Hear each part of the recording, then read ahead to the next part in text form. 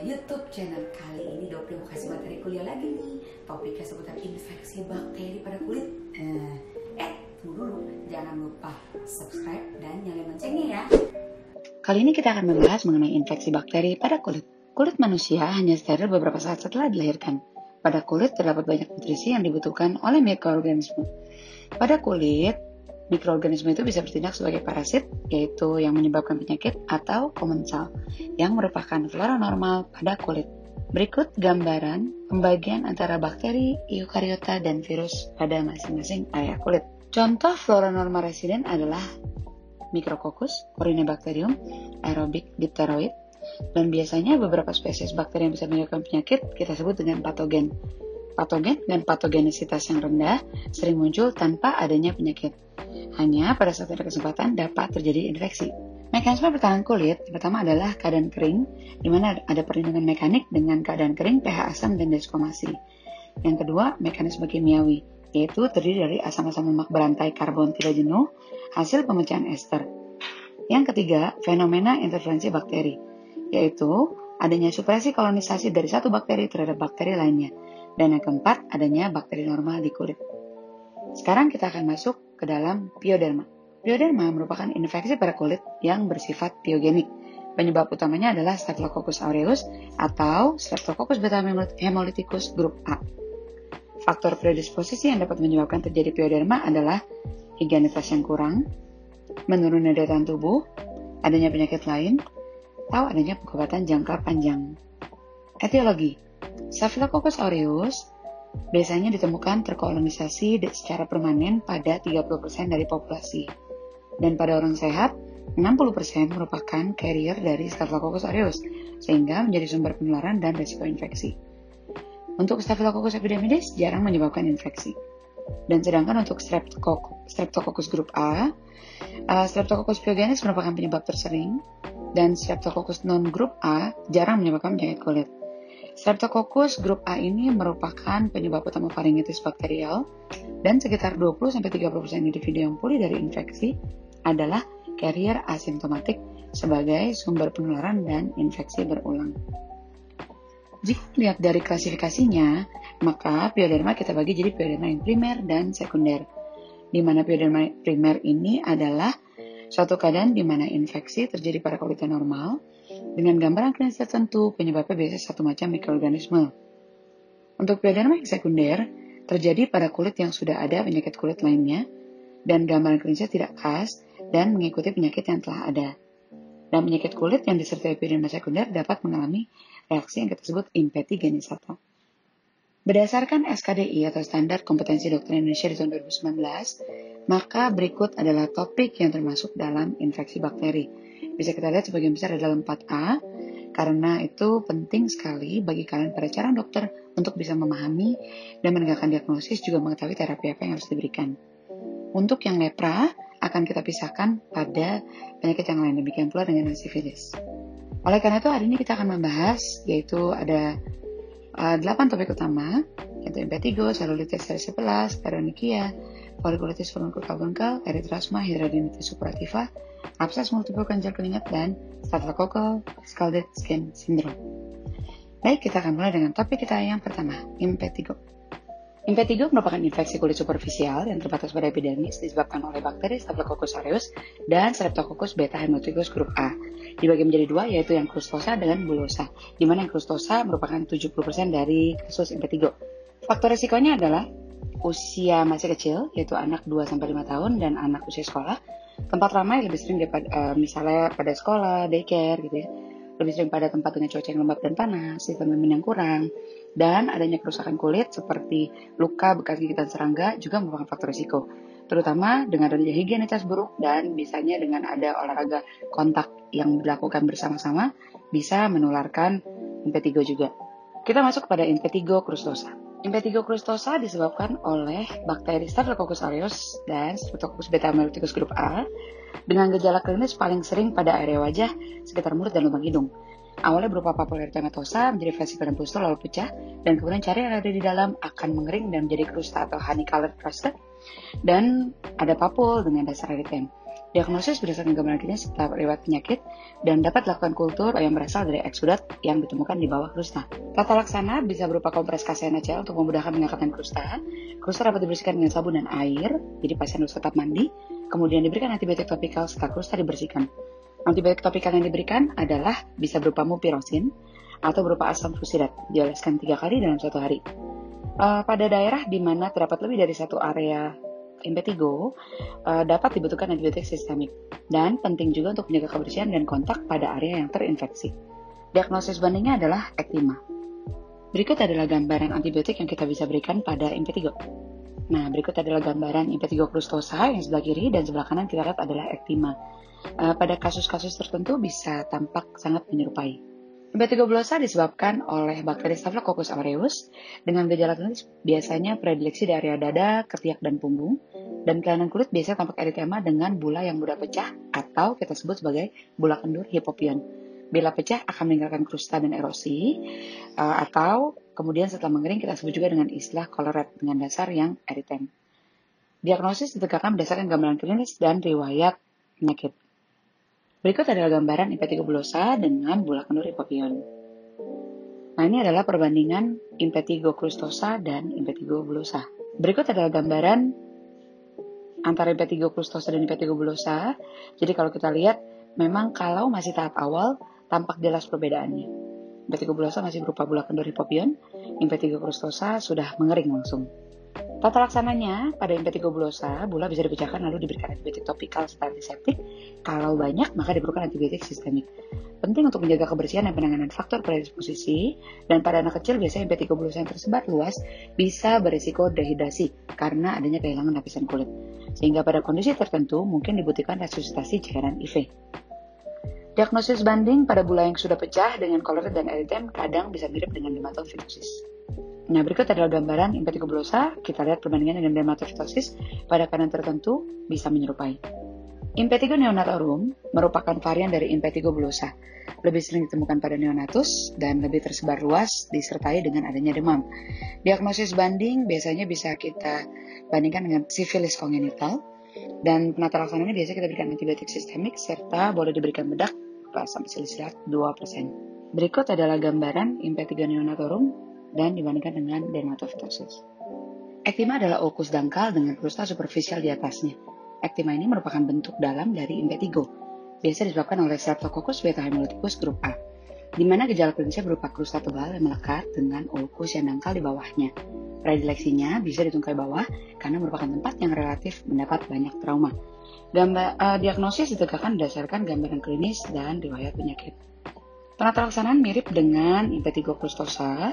Bila sedikit maka krusta diangkat dan diberikan antibiotik topikal. Bila jumlah banyak maka diberikan antibiotik sistemik dan penting untuk menjaga kebersihan. Oleh karena itu diagnosis bandingnya adalah impetigo crustosa. Kita masuk ke bagian yang kedua yaitu selulitis dan erisiplas. Selulitis merupakan infeksi akut pada dermis dan jaringan subkutan yang disebabkan oleh bakteri dan biasanya didahului oleh luka atau trauma. Sedangkan erisiplas adalah infeksi akut yang lebih superficial dari selulitis, yaitu menyerang epidermis dan dermis, serta mengenai kelenjar limfodermis. Jadi kita bisa bedakan antara selulitis dan erisiplas. Secara epidemiologi, laki-laki lebih baik dari perempuan dan insiden biasa meningkat seiring dengan bertambahnya usia. Etiologinya adalah Streptococcus beta hemolyticus dan Staphylococcus aureus. Pada selulitis, patogen masuk melalui kerusakan di kulit atau mukosa, bisa berupa tinea pedis, logopedis, atau ada luka, trauma. Dan faktor risikonya adalah adanya obesitas, kanker, kemoterapi, penyalahgunaan obat dan alkohol, serta pasien dengan imunokompromis. Manifestasi klinis selulitis biasa berupa rasa nyeri yang terlokalisasi dengan adanya eritema dan edema, dapat disertai vesikel dan bula, dan seringkali terasa hangat dan nyeri dengan batas yang irregular. Predileksinya, pada daerah yang sebelumnya didahului trauma, paling sering ditemukan di ekstremitas bawah. Gejala lain bisa berupa demam, malese, dan takikardi. Sedangkan manifestasi klinis erisiplas adalah adanya eritema warna merah cerah dengan batas yang tegas, dengan pinggir yang meninggi dan seringkali terasa hangat dan nyeri. Dapat disertai edema, vesikel, dan bula. Predileksinya di daerah tungkai bawah, wajah, dan ekstremitas atas. Gejala lain berupa demam dan malese. Diagnosis selulitis dan erisiplas berdasarkan riwayat penyakit dan pemeriksaan fisik, karena tidak ada pemeriksaan untuk diagnosis yang bersifat akurat. Ada satu prediksi Jadi yang kita sebut dengan ALT70 yang dapat digunakan untuk memprediksi kemungkinan adanya selulitis pada ekstremitas bawah, yaitu asimetri, leukostosis lebih dari 10.000, takikardi lebih dari 90 kali per menit, dan usia 70 tahun atau lebih, dengan ada poin-poin sebagai berikut. Diagnosis banding pada kasus ini adalah bisa berupa limfedema, yaitu inflamasi pada lengan atau tungkai, bisa bilateral, dan biasanya bisa juga berupa satu dermatitis kontak iritan atau alergi. Tapi biasanya pada kasus dermatitis kontak iritan atau alergi ini rasanya lebih ke arah gatal dan tidak ada demam, juga tidak ada nyeri. Tata laksana selulitis dan erysipelas yang pertama adalah pasien harus istirahat, tungkai bawah dan kaki yang terinfeksi harus dielevasi. Kemudian ada pengobatan topikal dengan kompres terbuka dengan larutan antiseptik. Dapat diberikan juga pengobatan sistemik berupa antibiotik. Apabila ada edema maka dapat diberikan diuretik. Jadi berikut adalah terapi antibiotik yang dapat diberikan pada kasus erysipelas maupun selulitis. Paronychia. Kali ini kita akan membahas mengenai paronychia, yaitu suatu peradangan pada kulit di area sekitar kuku, di mana etiologinya adalah Staphylococcus aureus atau Streptococcus beta amyloidosis grup A. Epidemiologinya lebih banyak pada perempuan, sering terjadi pada orang dengan pekerjaan yang membuat tangannya terendam air dalam waktu lama, seperti tukang cuci piring atau tukang cuci baju, gitu ya. Kemudian manifestasi klinisnya adalah diawali dengan trauma, ada peradangan, yaitu dimulai dari lipatan kuku, di mana ada tanda-tanda peradangan bengkak, merah, dan nyeri tekan, kemudian menjalar ke matriks dan embeng kuku, dan dapat terbentuk abses subungual. Diagnosis ditegakkan berdasarkan gambaran klinis. Penata laksananya yaitu dengan cara dibersihkan dengan air atau larutan antiseptik povidone iodin, kemudian direndam dengan air hangat selama beberapa menit 3-4 kali per hari, diberikan antibiotik topikal bisa berupa bacitracin atau mupirocin, dan dapat diberikan antibiotik oral yaitu berupa dicloxacillin 200 mg 4 kali per hari atau cefalexin 500 mg 3-4 kali per hari. Jika terjadi abses subungual maka kukunya perlu diekstraksi. Diagnosis banding dapat dibandingkan dengan herpetic whitlow, yaitu berupa suatu infeksi virus pada pulpa di ujung jari. Biasanya berbentuk vesikel, ada eritema, disertai nyeri, dan sensasi gatal terbakar. Jadi biasanya kalau secara umum memang tidak terlalu mirip, tetapi jika pada kasus-kasus tertentu itu bisa tampak mirip sekali. Sekarang kita masuk ke folikulitis, karbunkel, dan furunkel. Folikulitis adalah suatu peradangan pada folikel rambut yang kedalamannya bisa superficial dan profunda, di mana faktor predisposisinya adalah mencukur daerah berambut, ada oklusi pada area hair bearing, ada diabetes mellitus, dan ada imunosupresi. Dan pada pasien dengan infeksi berkepanjangan bisa terjadi abses atau furunkel.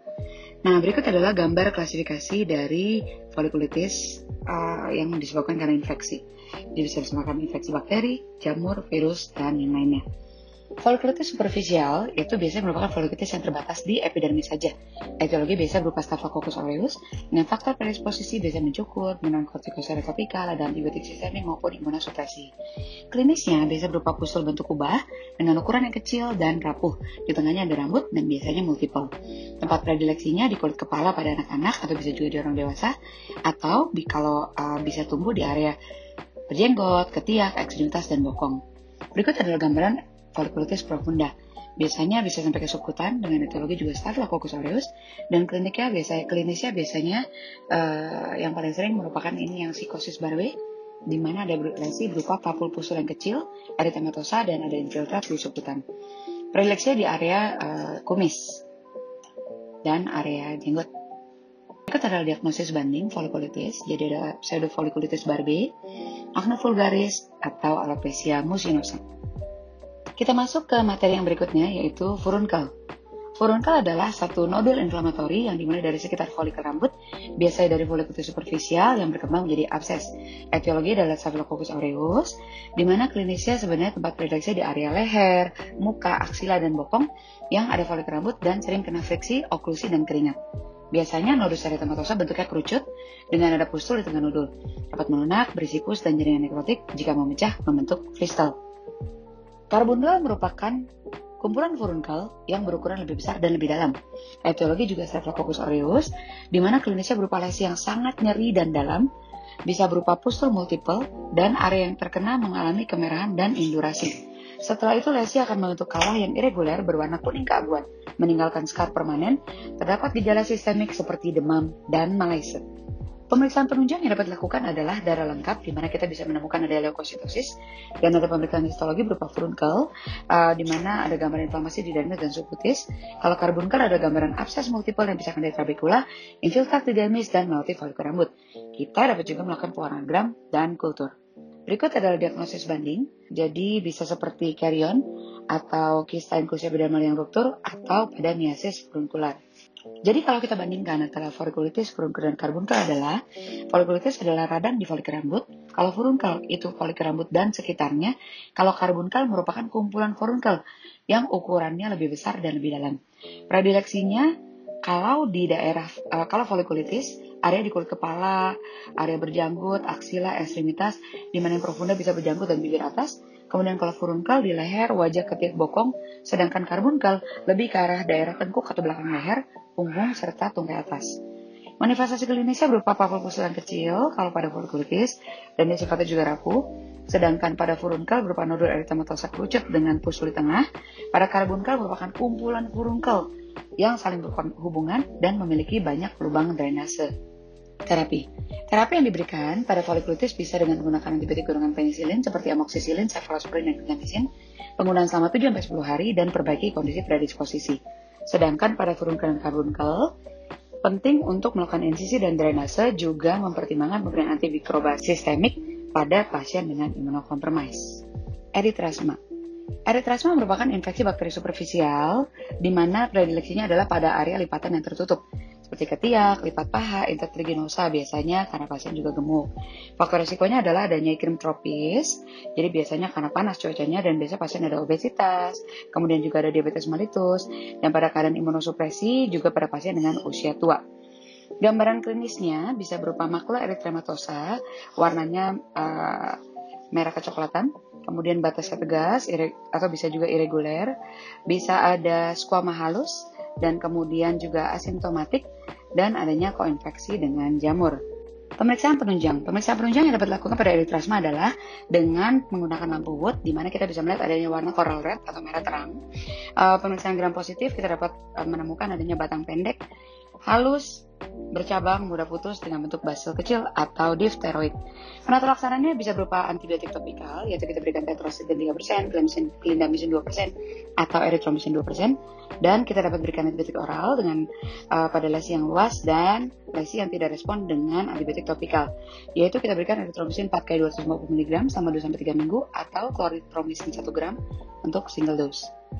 Berikut adalah diagnosis banding untuk eritrasma, yaitu tinea cruris, amidiasis, atau pityriasis versicolor. Kita masuk ke hidradenitis suppurativa. Hidradenitis suppurativa seringkali disebut sebagai akne inversa, di mana adanya inflamasi kronis di folikel rambut yang ditandai dengan adanya nodul yang nyeri, berulang, dan abses yang pecah sehingga terjadi pembentukan sinus tract dan jaringan parut. Epidemiologinya lebih banyak pada wanita, dan kalau pada wanita lebih banyak di area aksila dan genitofemoral, pada pria lebih banyak di area perianal dan juga perineal. Predileksinya adalah daerah tubuh yang banyak kelenjar apokrine, yaitu aksila, inguinal, anogenital, perineum, dan area inflamame. Namun bisa juga di area pinggang, perut, periombilikal, dan dada. Etiologi disebabkan karena faktor genetik dan lingkungan, juga faktor risikonya adalah obesitas, merokok, genetik, deodoran, suhu panas, kemudian shaving, olahraga, stres, juga adanya baju ketat. Berikut adalah patogenesis terjadinya hidradenitis suppurativa. Manifestasi klinis yang terjadi adalah adanya nodul, di mana nodulnya itu rasanya seperti rasa nyeri, rasa terbakar, gatal, hangat, dan hiperidosis. Kemudian juga ada papul, abses, ada pengeringan sinus tract, kemudian ada fibrosis, dan ada jaringan parut. Diagnosis biasa ditegakkan dengan menggunakan kriteria diagnosis.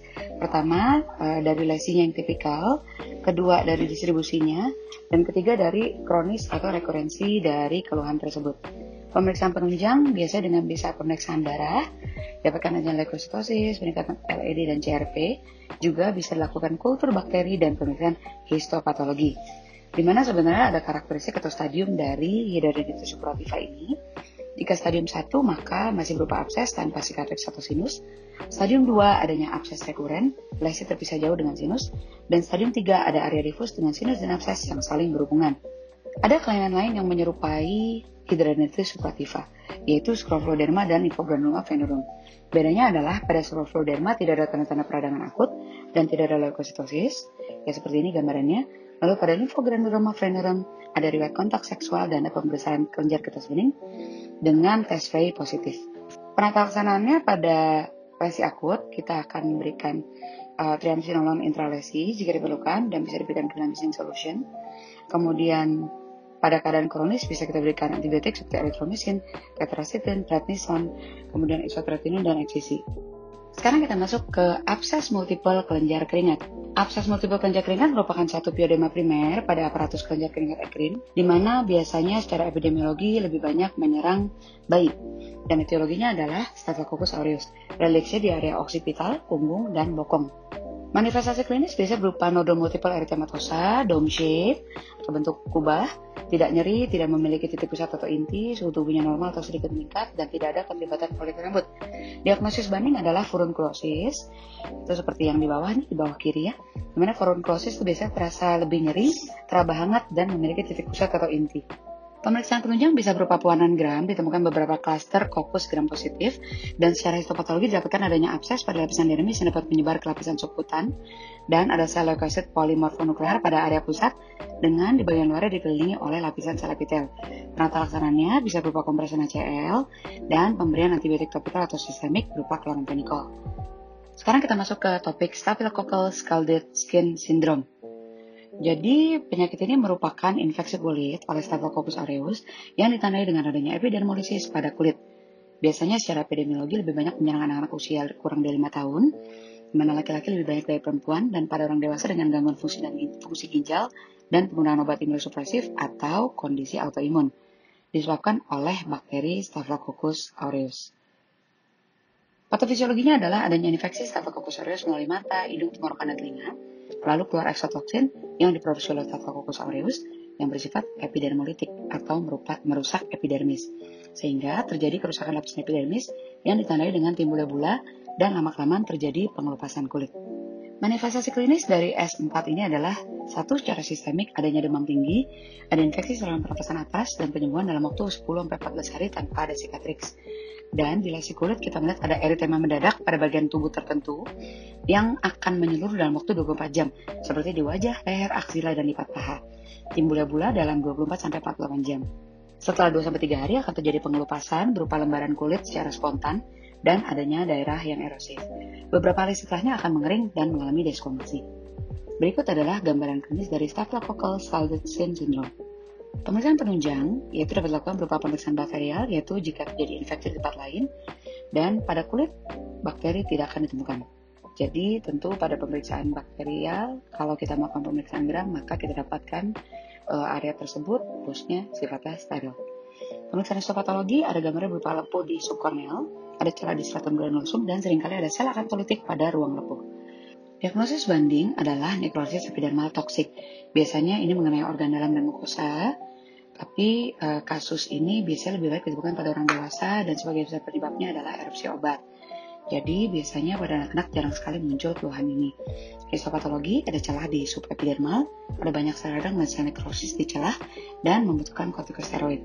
Penata laksana bisa berupa antibiotik dan bisa juga berupa dengan menggunakan topikal maupun penata laksanaan untuk mengatasi keseimbangan cairan dan elektrolit. Berikut adalah perbedaan klinis antara S4 dan nekrosis epidermal toksik. Berikut adalah daftar pustakanya, dan selesai sudah materi kita untuk infeksi bakteri pada kulit. Semoga bermanfaat. Nah, itu dia tadi materi kuliah Dokdew seputar infeksi bakteri pada kulit. Nah, jangan lupa like, komen, dan share ya. Dan yang paling penting, subscribe plus nyalain loncengnya dong. Dokdew tutup pakai pantun makan tempe pakai ikan teri. Jangan sampai kena infeksi bakteri. See you on the next video.